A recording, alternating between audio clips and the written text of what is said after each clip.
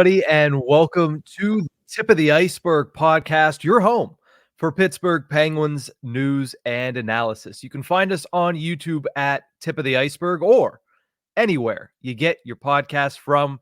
Well, we're hoping everybody enjoys a nice and safe 4th of July today, but we got plenty of Penguins talk to kick off your festivities. First, a look at the best remaining options for a top line winger for the Pittsburgh Penguins, because that is seemingly the last hole they need to fill this offseason. Of course, they can do other things, but that is the one glaring need for the Pittsburgh Penguins moving forward. And then, are they any better off on defense? Because it looks like the Pittsburgh Penguins may be done on their blue line. Are they better than they were last year? Do they have a higher ceiling? And how high is that ceiling? We'll discuss that. And then, this is going to be a fun one. We check in on one of the longest trade trees in NHL history that is now hanging on by a thread. Going to be a fun show. Let's get this started. And let's start things off with the best remaining options for the Pittsburgh Penguins, because as we know, they still need somebody to play with Sidney Crosby. I don't mind Drew O'Connor. I thought he was fine last season in that role, but I think everybody is in agreement that they need to find an upgrade over Drew O'Connor there to allow O'Connor to bump down to the third line and to give Sidney Crosby somebody else to play with.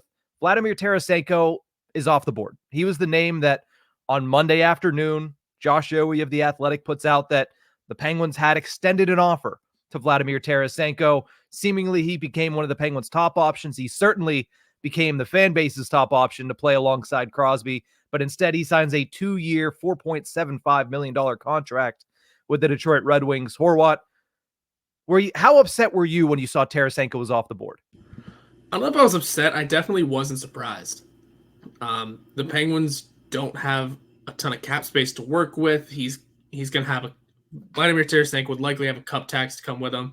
He already had one in St. Louis and then is coming off of his second with the Florida Panthers. So I think I knew the number was always going to be high. I was shocked. I was more shocked to see that they had offered him something, to be blunt. I was more surprised at that than I was him signing elsewhere. Plus he's one of those weird players that, yeah, he's a good player and probably still has a ton of skill, probably still can't play alongside Sidney Crosby. Where's the portion of the fan base that's going to complain about his age? That's the other situation with someone like him that even whenever he was sent to Florida, it always struck me as what does he still have in the tank? Because he's been around forever. He is nearing the back nine of his career if he's not already in it. But then he turned out to be a pretty useful piece for Florida in both the few regular season games they had with him and in the playoffs especially. So he proved to still have plenty left in the tank. But who knows going forward? I think there may have been, and I think there still might be, at least in my personal opinion, better options for the Penguins for that position. Would Tarasenko have been fun? Absolutely. Yeah, I think he's one of those players that brings a ton to the table, brings something that the Penguins have never had, and that is a second solid Russian player to maybe, not that Evgeny Malkin, hasn't felt at home, but to maybe add a new layer to Evgeny Malkin's game. It's been a long time since they've had another solid Russian in the lineup. Genuinely, it may have been Gonchar.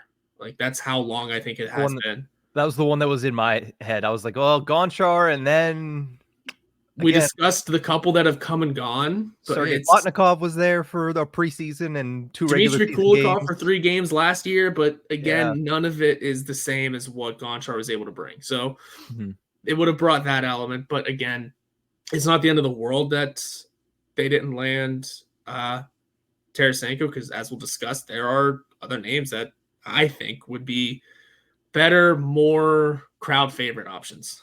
More crowd favorite options. Okay, well, let's get into a couple of the options that are remaining. Free agency wise, it's slim pickings now. If you're looking for somebody to play on the top line, especially, there's plenty of guys that you could give that Anthony Beauvillier role to. Hey, reclamation project in the bottom 6, has some upside, has some scoring, but the Penguins look like they're full up on those options. They can always bring somebody else in, a la what they did last year with Andreas Janssen late in the summer. But you look at the free agents, the 2 names that have been brought up and they were talked about yesterday on the Tip of the Iceberg live stream.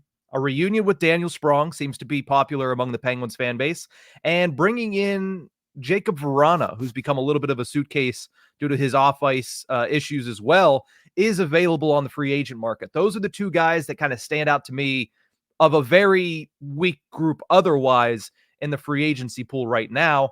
Trade-wise, there's a couple more options. But again, what is Kyle Dubas going to be willing to trade after essentially putting out the declaration that this is a rebuilding franchise now? But these are the options that are still out there that a lot of people are talking about. Patrick Laine of the Columbus Blue Jackets, hasn't been a lot of movement or a lot of rumors on him as of late. Nikolai Ehlers of the Winnipeg Jets, which is going to be the most pricey when it comes to acquisition cost. Nicholas Robertson of the Toronto Maple Leafs is an interesting one, especially with his former ties to Kyle Dubas. And then there's Trevor Zegras out there, another name that is kind of floated to the background, but still prominent this offseason, and where this offseason is going to go once the energy of free agency dies down. So which of those, I believe there's 6 options there that we rattled off, which of those 6 options would work best in your eyes? Of all those, I'm avoiding the free agents pretty quickly. Jacob Vrana, I just don't know enough, and I think the numbers and skills sort of faded over the last few seasons. Obviously, there have been some problems, but that's if he can't produce on the ice, it's not what the Penguins are looking for at the moment. Daniel Sprong is an interesting one. He's it's faded because of so many things, so many years, but also it's where does he play in the lineup though? Like, I know he's put up numbers and did in Seattle, but he scored that many goals that 1 year in Seattle on the 4th line. Mm-hmm. And does that translate back in Pittsburgh on the top line? It's hard to tell. Unlikely too. Mm-hmm. And that's why I immediately turned to the trade market, because I mean, Tristan Jarry is still on this roster and might not be for too much longer. And that's a face that can catch you quite a good return, quite a decent return, depending on where he goes. I know Tristan Jarry popped up in my head for Winnipeg last episode. That won't happen. But maybe Columbus for Patrick Laine. I forget who Columbus has in goal right now. Merz Lincoln's, who's on the trade block. Well, there you go. They have to work out something different then. I think, the Columbus is always an option. I keep forgetting about Trevor Zegras back there.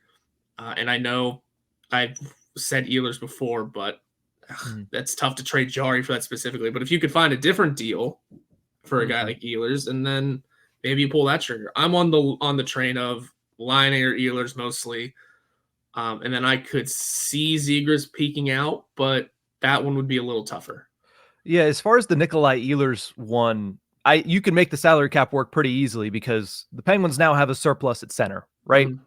Lars Eller to the Winnipeg Jets, maybe a little bit of retention, and you get Ehlers down at $4 million, retaining 33% of that. That could work, but again, Kyle Dubas is saying it's a rebuild. The one way that I could see him pulling the trigger on a guy like Nikolai Ehlers, because, I mean, all of these trade options, outside of Nick Robertson, who's a restricted free agent, the other 3 trade options all have 2 years left, which works with the timeline, right? So the term works with the timeline. The money, Laine's is going to be a little bit more difficult because he has that $8.7 million price tag, but also, the Columbus Blue Jackets seems to be the one that is most likely on the way out. The other 2, you could see those teams potentially just retaining on those players. Shoot, the Winnipeg Jets did that last season with everybody that they seemingly had on the trade block. But when I look at Ehlers, the one big factor there is they're also trying to potentially offload Rutger McGroarty, 20 years old, gold medalist for World Juniors, stud at Michigan, wants to make the jump to the NHL. The Penguins right now, they have those opportunities available, right? And if McGroarty stays this year in the NHL and the Penguins are saying, well, once you're done at Michigan this year, you're guaranteed a spot and you're guaranteed your ELC to close out the season. I don't know what they could say with him, but at 20 years old, I'm willing to trade away some future assets to get Nikolai Ehlers for the next couple of years and bring in a guy the caliber of Rutger McGroarty, because we talked about the Jake Gensel trade and bringing in those players that automatically became top 10 prospects in the Penguins pool.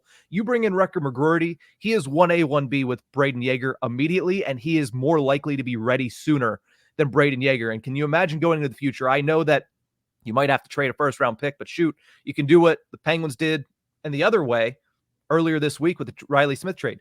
Trade out one of those picks from a couple years down the line, because if you trade away, say, a 2027 first round pick, guess what you're able to do?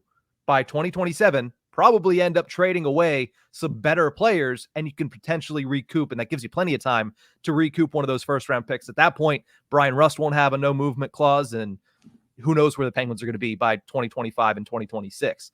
But that's why I think of them, the best option, if you can get Recker McGroarty included, is the Nikolai Ehlers one. Outside of that, Nicholas Robertson's a little bit of a risk because he hasn't really proven to be a bona fide top line winger, but I do think that he has the potential there, and I think it's worth taking a risk on him, especially because the acquisition cost isn't going to be that high.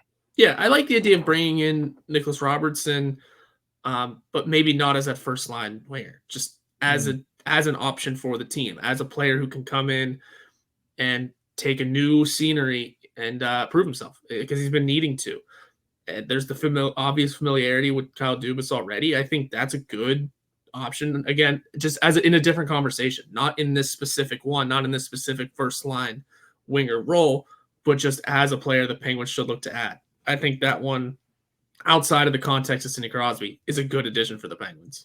Yeah, and that brings to light another avenue here for Kyle Dubas, and that is, we've been saying you'd like to, and you would really have to bring in somebody to bump Drew O'Connor down. But at the same time, if he's looking at this as in, I don't want to just acquire a top line winger to acquire a top line winger, I don't want to expend the assets on it, then it's not like Drew O'Connor didn't hold his own on that first line. And maybe you do bring in a Nicholas Robertson, and maybe eventually, Nick Robertson does get an opportunity alongside Sidney Crosby, because we've seen players with lower ceilings succeed with Sidney Crosby. Dominic Simone, that's the only reason he had a career as long as he did, is because he succeeded with Sidney Crosby. I mean, you talked about Pascal Dupuis, who has a much higher skill level than Dominic Simone, but he was looked at as, part of one of the best first lines in hockey for a couple of seasons in Pascal Dupuis. So, I don't hate that option either, but I still feel like, even though the Penguins are a rebuilding team, and sometimes it's going to be hard to think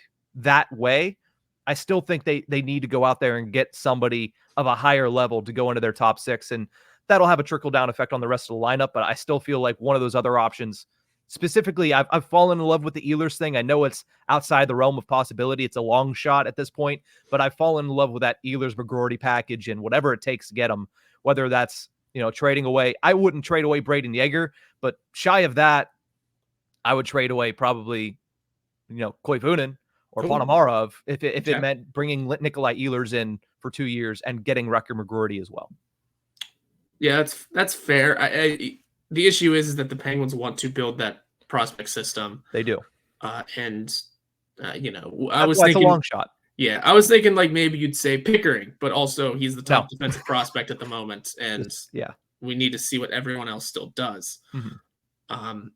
I was a little more surprised to hear you say one of the forwards. I could see maybe a Cruz Lucius, depending on how he looks at development camp, or other forwards that are escaping me. They're not going to trade any of the recent draft picks just because they just got them. Yeah. Maybe Pianiniemi, because they don't really know what's going on there. Again, they just have to see him still. Development camp is next week, this weekend. Yeah, 2 days. So we'll see where things go from there. If maybe the Penguins look at that and go, all of these guys are worth the future. They're going to stick around. There's plenty of options, because every day it seems the prospect pool does grow a little bit. Yeah, and that's why I say, one of the forwards, because forward out, forward in, Recker McGroarty just takes their place and in a higher standing in the Penguins prospect system. So it's going to be interesting. Obviously, the Penguins are not done this offseason. There's several moves. It's going to be hard to forecast what moves Kyle Dubas makes at this point. He also threw out there that he could be looking for something similar to a Kevin Hayes trade. I'm still digging to find somebody that fits the mold of a Kevin Hayes type trade for a top line winger. That is going to be a hard one to seed out across the other 31 NHL teams, but we'll keep our eyes open. And if we see somebody that could potentially fit that mold, we'll let you guys know on this platform. But let's move over and talk a little bit about the Penguins defense, because we've talked a lot about the forwards. The defense, on the other hand, seems like they might be dumb. While they still have some work to do in other areas of the organization, the defense looks pretty set, right? If you look at it on paper right now, Pettersson Karlsson is your top pair. Grizzlick Letang is probably your second pair. Ryan Graves, Jack St. Ivany is probably your third pair. And then you have 3 extras at the NHL level right now. And John Ludwig, who's bouncing back from an injury. Sebastian Aho, who was acquired 2 days ago. And Ryan Shea, who was brought back surprisingly a couple of days ago as well. Horwat, your thoughts on this? We'll call it a new defense, even though there's only 2 new names. It feels like a new defense, though, because of the work they did beyond the NHL level. There's some names that could, vie for spots in Mac Hollowell if he really stepped things up. Owen Pickering, maybe, if prospect camp goes well preseason, again, maybe that's more of a minor league option, but a name to keep an eye on. Philip Kral was signed a little bit ago. Got to remember him. He's still around. There are names that are going to be fighting for spots and looking for NHL time. And it's mostly the same defense. It may end up being the exact same going into, maybe not the exact same, may end up being fairly similar going into puck drop, but it feels like there's a lot of new blood there. I mean, P.O. Joseph is gone. That's it. But with the names that have come in, it feels like there's going to be a bit more of nuance, a bit more, let's see what's going on, let's see what happens. And I like the Sebastian Aho pickup a bunch. 2 years, by the way. So even if things don't work out this season, even let's say things don't work out with Matt Grizzlick, he's only here for a year. Sebastian Aho got 2. So there's some faith in what he can do. It feels a little like a reclamation, but also like a genuine option for the lineup. I had 3 initial thoughts whenever I write this down. I have 3 things that flood my mind whenever I look at this lineup on paper on the defensive side of things. One, you mentioned it's going to be very similar to last year. I think there is going to be one glaring similarity, and it is going to be that they are not good in the net front once again. I mean, you brought in a 5'9" defender, and that was essentially it. I mean, Sebastian Aho, maybe, but he's not known as being a big net front guy. So you're still going to have that same issue as last season. 2, I automatically am expecting a better year from Erik Karlsson and Chris Letang. So that's going to elevate the level of this defense no matter what. I think Chris Letang, if he can stay healthy, you can see what you saw early last season, which him play some of the best 200-foot hockey that he has played, or at the very least in his own zone, the best that he has played. And then Erik Karlsson, I think there's just, you bring in David Quinn, your second year in the system, you have a little bit more, chemistry with a guy like Marcus Pettersson. I think bringing in Grizzlick gives them, the Penguins, I should say, the option of keeping Pettersson with Karlsson and bouncing Grizzlick and Graves, whoever's doing better with Chris Letang. So I think that gives Karlsson more of leeway to keep Pettersson on his wing. So I think that'll create, a much higher level of play from Erik Karlsson next year. And the last one is Graves. I think when he starts the season with Jack St. Ivany, lesser role on the third pairing and playing with Jack St. Ivany, I think is a very good fit for his talent and what he does best, which is lug the puck, right? That is what he does really good, is lug the puck and try to get shots towards the net, whether they get through or not. We know he's captain shin pad. That's a different story, but I think that is setting him up for success in year 2. And I also think the floor is so low at this point going into the season that you're going to be surprised at how much better he is this year. Now, again, I might have, rose-colored glasses on Ryan Graves. I was one of the people, pounding on the table for them to sign Ryan Graves, and it backfired. One of the things I was most wrong about in my entire life. I do think that he's going to have a much better season in year 2, and I think a lot of the reason is because he is in a much better position to succeed on that third pairing with the St. Ivany. Yeah, he's got more room to grow. He's got time to settle in now. He's had his time to settle in. See where it goes. I mean, I know you're saying they're not a playoff team. I'm looking at the whole team as, with rose-colored glasses. So I'm kind of on your side with this of there should be upsides, there should be upswings and improvements going into next season because they're professionals. They know that they're not stupid. They know what they did last season. They know they need to improve. And certain ones will be able to, and you have to hope Ryan Graves is one of them. Yeah, and obviously you have guys like Marcus Pettersson, who's going into a contract year. If he doesn't have a contract before the year starts, he has a lot to prove to try to make that money next year. But you got a lot of guys that have a chip on their shoulder, especially on that left side. Pettersson playing for a contract, Grizzlick looking for some reclamation, Ryan Graves looking for some reclamation, even go down to John Ludwig, who was given opportunities last year, but he just couldn't stay healthy and stay in the lineup. He's going to be hungry to be able to prove something this year in his second year at the NHL level with the Penguins. So that brings me to my last point here. And the last question I want to ask you is, do you think with these 9 names that we have in front of us right now, do you think it'll be a better unit than it was last season? Overall, I think so. I think it'll be a wiser unit. Again, let's also not take out, like, yeah, you have those 9 names. You got a new coach too. Got a new defensive coach. So there is more to this group being better than just the names on paper. There is the coaching behind them. There is the mindset that they might have going into this season of, we have a new coach.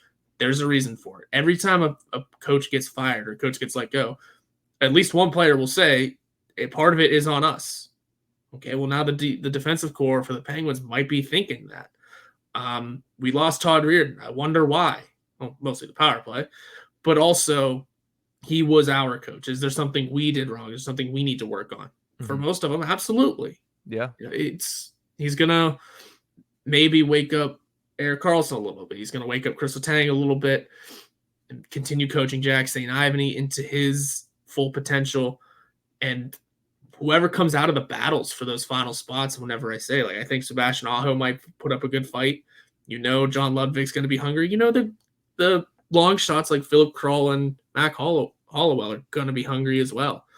Who knows what they can bring? It's going to be a lot of pushing, and Mike Sullivan loves a good competition, especially on the blue line. So I'd say overall, even if the names are the same, there's going to be a lot of improvement, and it should be a much better defensive core going into next season. I think where the ceiling is at is higher than where they finished last season, no doubt. Yes. The problem that I have is there are a lot of gambles on this blue line, right? Matt Grizzlick is a huge one. Now, again, as far as the business of hockey and the salary cap of hockey, he's not that huge. $2.75 million for 1 year. You can scrap it after the year. Yep. Fine. Ryan Graves, can he bounce back? I'm expecting him to, but can he? That is still a question. It remains to be seen. And Jack St. Ivany is still a little bit of a gamble. Mm-hmm. I like him. You like him. Everybody seemingly liked Jack St. Ivany. And he was thrown into the fire late last season. He worked out. He played well. But can he do that for a full season at the NHL level? Can he withstand the rigors of a massive NHL schedule, which we didn't even talk about? The schedule includes a 7-game road trip. What is that? Out west, no less. What is it, including the West Coast road trip?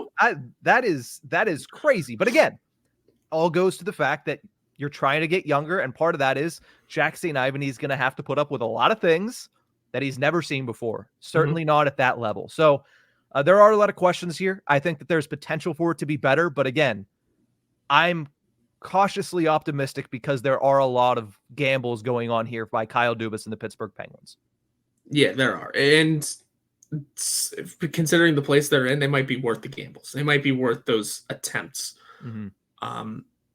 That also makes for a fun season. And also, if things fall apart and the Penguins, if the defense is starting to falter and the Penguins are still in a pretty decent position, they'll have plenty of options to go to turn to. It's not like these are the names, that's it. There's no one else to turn to. We're looking at Taylor Fedun next. No, you're not. You're going to look at some pretty solid options behind them.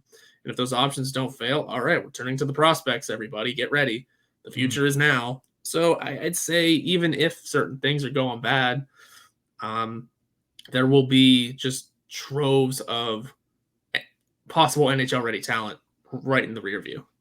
Yeah, it's going to be a season where I think it's going to be more inclined to happen on the offensive side of things, because I think there's more more options, right? Yep. We talked about Ponomarev, we talked about Poulin, we can talk about Koivunen. There's more options to come up and potentially steal spots, but and you look at that defensive side, Philip Kroll is going to be an interesting name to monitor this year. I know he's the guy that you've been trying to shoehorn into every episode since they acquired him. I'm encouraged to see you continue that trend once the season begins. I hope you continue that trend.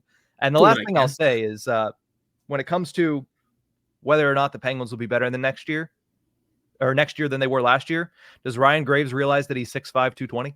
Like, can he do that? That's going to be a big part of it. Like, I want to see Ryan Graves realize that he is a very large human and can use that to his advantage. He didn't do it last year. I'd like to see him do it a little bit more. I'm not asking the guy to change his entire game because he's never going to become, Brooks Orpik with better skating. Like, he's not going to be that guy. But can we, at the very least, recognize the fact that you are a human Shrek, essentially, with better hair? So it's going to be an interesting season for the defense. It might be a very, very frustrating one, or listen, all could work out. And I think the potential is there for that to be a very good defense core, because Ryan Graves at his best is a top 4 guy. Matt Grzelcyk at his best is a top 4 guy. Marcus Pettersson at his best is a top pairing guy. And that's your entire left side. Then you have 2 guys on the right that are future Hall of Famers and a young guy that everybody's very high on. So there is potential for this to be very good. We'll just have to wait and see if they can live up to that potential in the 2024-25 season. Let's close things out with a very fun little discussion here. P.O. Joseph signs with the St. Louis Blues for, I believe it was 1 year, $950K. Obviously, the move in the back end of that is the Penguins bringing in Sebastian Aho, 2 years, $775K. But with P.O. Joseph's departure is the end of the Phil Kessel branch of one of the longest tenured trade trees in NHL history, running from 2001 until 2024 and potential to go beyond 2024. It is now down to, as we'll pull up the trade tree here for everybody watching on YouTube at Tip of the Ice-Burgh, it is now down to Erik Karlsson, a 2026 third-round pick, and minor leaguer Dylan Hamaliuk, who is right now unsigned. So he could be gone in the matter of a couple of months, and it could be down to a 2026 third-round pick and just Erik Karlsson. We'll bring up the trade tree here, and it all dates back to 2001 when Jeff Norton, of all people, was traded for Bobby Dulles. That branch didn't last long. And Johan Hedberg. That then went to Alex Goligoski in a Vancouver second-round pick. That went to, then, of course, Matt Niskanen and James Neal, which went to Patrick Hornqvist and Nick Spalling, which then created the bulk majority of this tree because Nick Spalling, of course, included in the Phil Kessel trade. Hornqvist traded for Mike Matheson and Colton Sevier. Kessel then traded for Galchenyuk and Joseph. Galchenyuk turns into Jason Zucker, which clips off at that point. Matheson turns into Ryan Poehling and Jeff Petrie in a trade that all of us are still having nightmares about. But then Jeff Petrie kept this thing alive when he was part of the Erik Karlsson trade last August for Dylan Hamaliuk, who is still technically under control by the Pittsburgh Penguins. Erik Karlsson, a 2026 San Jose third-round pick, and Rem Pitlick was part of that as well, but Pitlick was traded for a conditional 7th, and the conditions were not met, so his branch is cut off as well. Crazy trade tree, starting back in 2001, including, I would say, at least 2 Hall of Famers, right? Phil Kessel, potentially. Erik Karlsson is there, potentially. And a couple of very important pieces for a couple Stanley Cup runs from the Pittsburgh Penguins. Yeah, it's no doubt looking at some of the names on here. I mean, it's some of the biggest names in recent memory, too, for Penguins fans. I mean, you mentioned, like there's Hall of Famers like Phil Kessel and Erik Karlsson, but Jason Zucker ended up being a really fun player for a couple of years. Patrick Hornqvist ended up becoming a huge piece of Stanley Cup runs, like you mentioned. If you really get into it, James Neal was fun to have around for a couple seasons. Even Matt Niskanen, whenever he popped off in his last season here, a ton of fun. And the run that Johan Hedberg went on in his rookie season was one of those memorable ones. It's just looking at some of the names on here.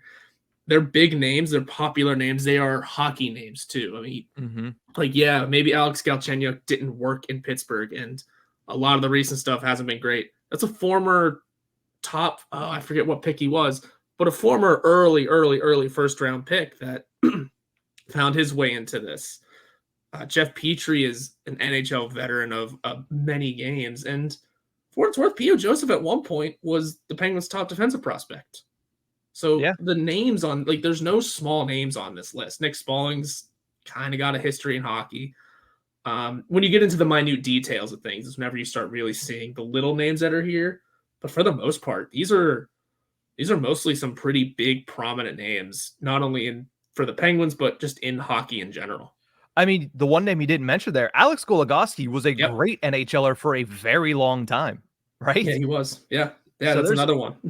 there's a lot of names on here. It's a very interesting trade tree that I'm happy continues. I thought it came to an end. I completely forgot about Matheson turning into Petrie, turning into Carlson, but here we stand with Yeah. Carlson and a third-round pick. I'm not sure that Penguins are going to retain Hamaliuk this offseason. The question that I have here before we wrap this one up, and also before this gets completely outdated and somebody gets traded, what is the craziest part of this trade tree in your eyes?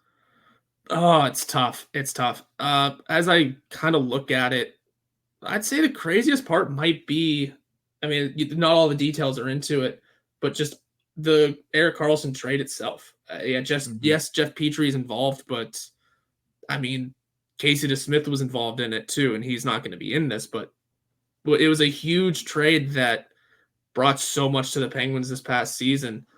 That had so much leave the Penguins this past season. Because it was Kyle Dubas coming in, because there's the whole story behind it. It's Kyle Dubas coming in. He's got a mess on his hands and wanted Erik Karlsson in Toronto. And now he's got a team that has the assets to make it happen, and it's a team that Karlsson wants to go to. And what does he do? He somehow ships out all of the bad contracts, most of the bad contracts, for a player that going into his second year should be way better. Other than that, the Phil Kessel one's obvious. And I'd say it sticks on to the Erik Karlsson deal itself. Yeah, it's not officially a part of this trade tree because the branch was clipped, but you know who was involved in that Phil Kessel trade initially was Kasperi Kapanen. Then the Penguins brought him back and had him back on the roster as well. So it's a weird little addition to this as well. I think the funniest and most interesting part of this trade tree is the guy it all starts with. If I said Jeff Norton to most hockey fans, you mentioned a lot of these names are names that just average hockey fans are going to know, or average Penguins fans are going to know. Nobody knows really Jeff Norton unless you're one of the older generation and a big fan of hockey, or you've studied the plaque outside of PPG Paints Arena, because he is one of the 2 New York Islanders defenders on the Mario Lemieux statue outside PPG Paints Arena. The fact that that guy is heading up this extensive and crazy trade tree is what I think is the most interesting part of this. And the craziest part of this as well is obviously Jeff Norton and Rich Pilon, whatever you want to say. But Mario Lemieux splitting down between those two. And then now we look at Norton as part of this part of Penguins history as well. I forgot about that part, the statue. If maybe you do know Jeff Norton because he was a journeyman in the NHL between the late 80s into very early 2000s, 15 years in the NHL, 799 career games, so close to 800. Am I getting the points right? I am. 384 total points in his career. He's a playmaker, 52 total goals. That helps whenever you play defense, and I'm not checking that part out. But 15 years in the NHL, over 1, 2, 3, 4, 5, 6, 7, 8 teams. 3 games in Boston, only 32 in Pittsburgh, and yet here he is starting this for the Penguins. Just an insane start for it. He doesn't have a picture on Hockey Reference, so how much more do you need? Yeah, I mean, essentially, the Penguins traded Jeff Norton for Erik Karlsson.